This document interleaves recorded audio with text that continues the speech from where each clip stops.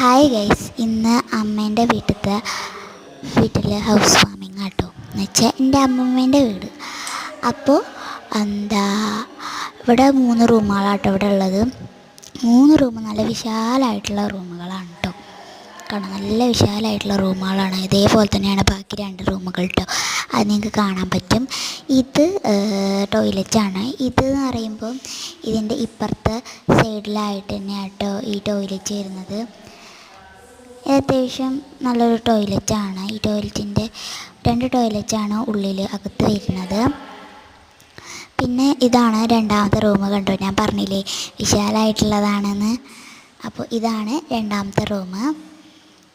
അപ്പോൾ അതിൻ്റെ ഉള്ളിലൊരു ടോയ്ലറ്റ് ഉണ്ട് കേട്ടോ.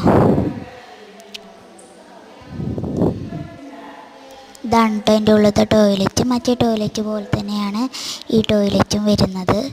പിന്നെ ടൈൽസിന് മാറ്റമുണ്ടെന്ന് മാത്രമേ ഉള്ളൂ. പിന്നെ അടുത്ത റൂമാട്ടോ ഇത്.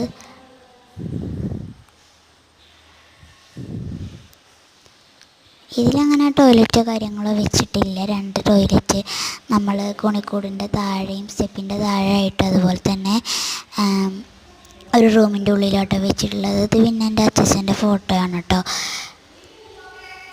ഇതാണ് കേട്ടോ ഇതിട്ട് ഏറ്റവും ഇഷ്ടമായത്. എനിക്ക് ഈ ഒരു ലൈറ്റ് എത്തുന്നുണ്ടോ, അതെനിക്ക് ഭയങ്കര ഇഷ്ടമായിട്ടോ. അവിടെ ആണെങ്കിൽ നമ്മൾക്ക് നമ്മുടെ ഫോട്ടോസൊക്കെ വെക്കാൻ പറ്റും കേട്ടോ. ഇപ്പോൾ അവരവിടെ അങ്ങനത്തെ ഒരു ഫോട്ടോയാണ് വെച്ചിട്ടുള്ളത്.